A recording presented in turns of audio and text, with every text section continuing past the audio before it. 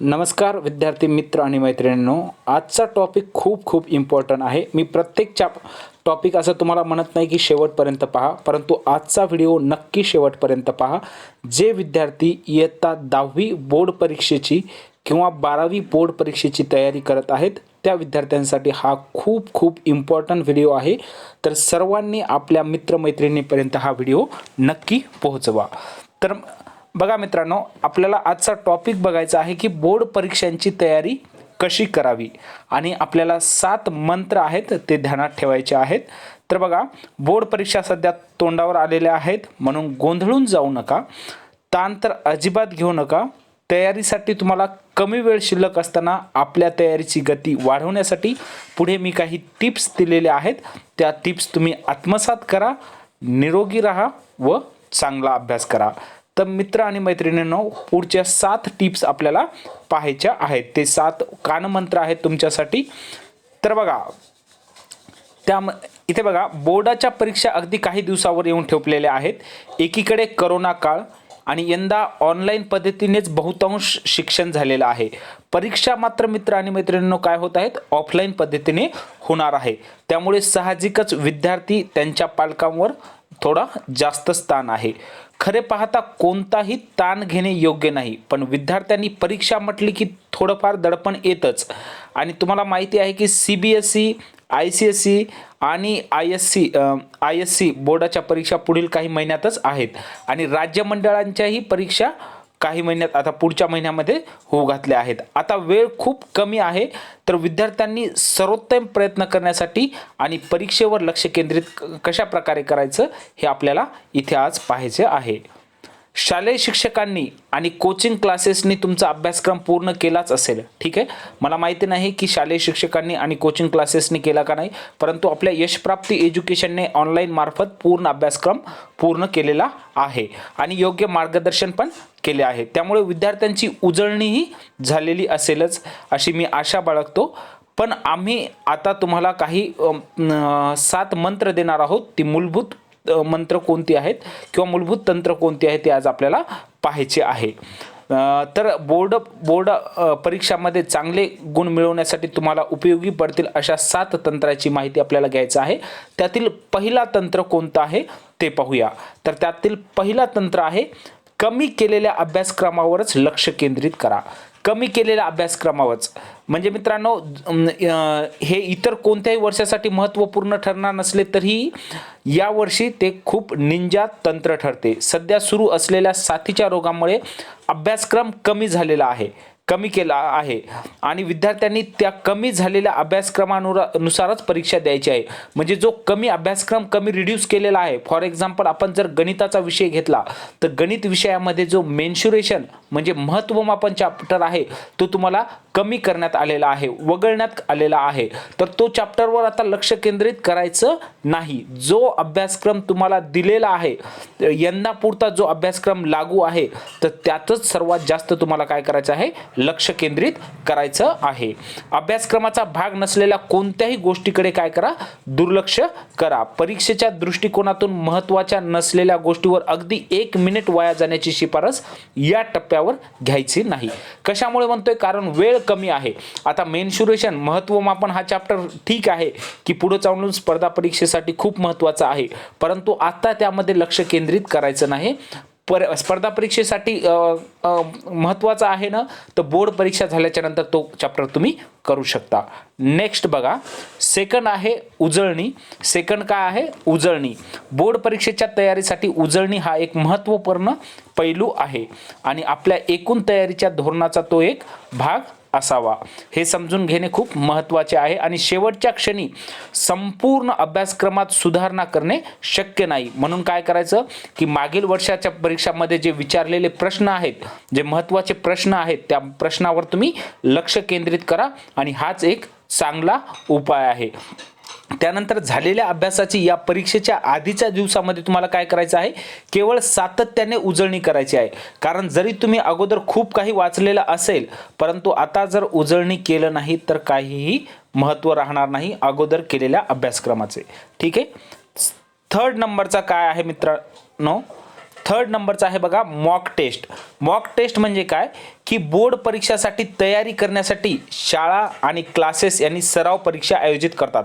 आपण तर भरपूर सराव परीक्षा आयोजित केल्या आणि आपल्या ग्रुपच्या माध्यमातून, व्हॉट्सअप ग्रुपच्या माध्यमातून भरपूर तुम्हाला सराव प्रश्न पण मी दिलेले आहेत, मॉक टेस्ट दिलेले आहेत. ते तुम्ही सातत्यानं सोडवण्याचा प्रयत्न करा. तुम्हाला मुख्य परीक्षेचा सराव या निमित्ताने मिळतो.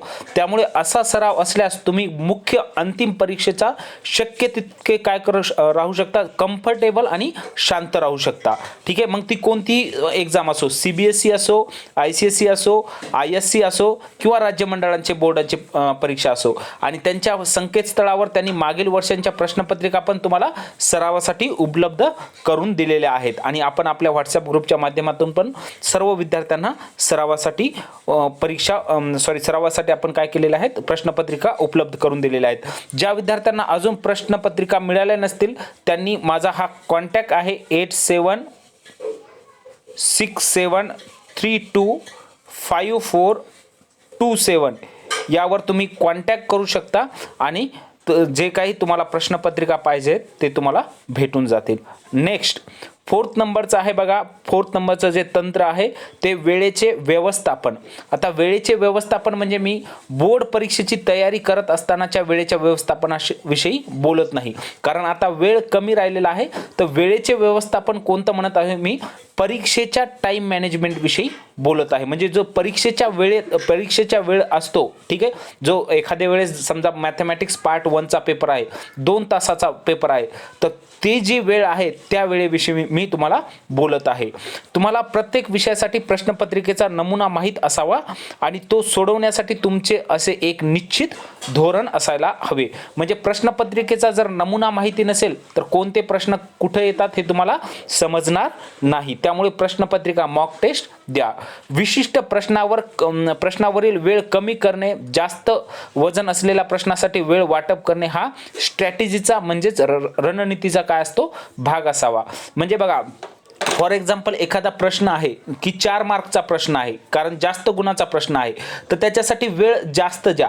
जो कमी मार्कचा प्रश्न आहे, जो इझी प्रश्न आहे, तर त्याच्यासाठी वेळ कमी द्यायला हवी तुम्ही. ठीक आहे. आणि एखादा जर प्रश्न तुम्हाला येत नसेल तर त्यावर उगाच इगोला तुम्ही धरून बसू नका की मला हा प्रश्न काच येत नाही आणि त्यावर जास्त वेळ वाया घालू नका.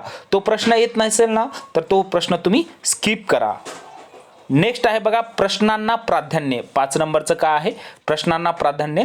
बरेच विद्यार्थी अशा विषयावर किंवा टॉपिक्सवर लक्ष केंद्रित करतात जे त्यांची एकूण टक्केवारी वाढवतील, पण काही स्मार्ट विद्यार्थी परीक्षेच्या वेळी सोडवण्याचा प्रश्नांना प्राधान्यक्रम ठरवतात. हेही खूप महत्त्वाचे आहे.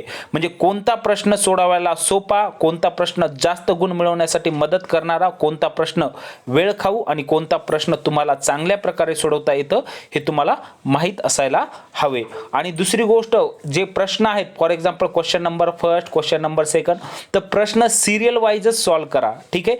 प्रश्न असं करू नका की फॉर एक्झाम्पल क्वेश्चन नंबर 5 तुम्हाला खूप चांगल्या पद्धतीने जमतं, तर क्वेश्चन नंबर 5 मी पहिल्यांदा सॉल्व करेल, तर तसं करू नका. तसं केलं तर काही हरकत नाही, परंतु जो एक्झामिनर आहे, जो तुमचा पेपर चेक करणार आहे, तर त्यांना हार्ड जातं, ते गुण देण्यासाठी हार्ड जातं. त्यामुळे जशा प्रकारे प्रश्नांचा क्रमांक आहे त्याप्रमाणे सॉल्व करा. जर प्रश्न क्रमांक 1 येत नसेल तर त्यासाठी जागा सोडा, तो प्रश्न नंतर लिहा, परंतु काय करा, सिरियल वाईज द्या, असं माझं तरी मत आहे. नेक्स्ट सादरीकरण. म्हणजे बघा, गुण आणि टक्केवारी स्पर्धात्मक बनली की एक गुणही खूप महत्त्वाचा ठरतो. म्हणून योग्य पद्धतीने अभ्यास करण्यावर आणि मागील 10 वर्षाचे पेपर सोडवण्यावर भर देताना सादरीकरणावरही तेवढाच भर द्यायला हवा. म्हणजे सादरीकरण म्हणजे काय की तुमची प्रश्नपत्रिका नीटनेटकी दिसायला हवी, त्यानंतर प्रश्नपत्रिकेमध्ये स्पष्टता हवी, तसेच परीक्षक पेपर तपासणी करताना त्यांची नीटनेटकी उत्तरपत्रिका दिसली तर तुमच्या पाड्यात काय करतं, आणखी काही गुण पडण्याची शक्यता वाढते. त्यानंतर मुद्देसूद उत्तर लिहा. नंतर खाडाखोड कमी करा, शक्यतो खाडाखोड करूच नका. ठीक आहे. जर झाली तर कमी प्रमाणात करा. आणि उत्तरे योग्य तर हवीतच, पण सादरीकरणालाही तेवढेच महत्त्व हवे. आणि जर उत्तरे योग्य नाही आणि तुमचे सादरीकरणच खूप छान आहे, हेही चालणार नाही. दोन्ही गोष्टी व्हायला हव्यात. एक तर उत्तरे पण चांगली असायला हवीत, म्हणजे योग्यच असायला हवीत, आणि सादरीकरणही तेवढेच महत्त्व द्या त्याला. नेक्स्ट आहे बघा, आता शेवटचं तंत्र म्हणजे रिलॅक्स राहा. रिलॅक्स राहा म्हणजे बघा, अत्यंत ताणतणावात काहीही साध्य होऊ शकत नाही हे आपल्याला माहिती आहे, आणि म्हणूनच आपल्या बोर्ड परीक्षेच्या दिवसात शांत राहणे आणि विश्रांती घेणे हे महत्त्वाचे आहे. आपण ध्यानधारणा, योग करून हे साध्य करू शकता. याने तुमचे चित्त एकाग्र होईल, लक्ष विचलित होणार नाही, आणि अभ्यासक्रमातून अधूनमधून ब्रेक घ्या. म्हणजे कंटिन्यू अभ्यास करत राहू नका, की फॉर एक्झाम्पल कंटिन्यू मी 5 तास वाचतो असं म्हटलं तर लक्षात राहणार नाही. अभ्यासक्रमामधून 1 तास वाचल्याच्या नंतर थोडा वेळ ब्रेक घ्या. तुमचा जो काही आवडता छंद आहे अधूनमधून त्याला वेळ द्या. फॉर एक्झाम्पल तुम्हाला एखादं गाणं आवडत असेल तर ते गाणं ऐका, संगीत ऐका, किंवा चांगलं खा प्या आणि निरोगी राहा आणि एकदम रिलॅक्स राहा. हेच आपले 7 मंत्र आहेत, आणि हे 7 मंत्र तंत्र काही म्हणू शकता तुम्ही, हे सर्व तुमच्या मित्रमैत्रिणींपर्यंत पोहोचवा. नक्कीच तुम्हाला बोर्ड परीक्षेमध्ये याचा फायदा होईल.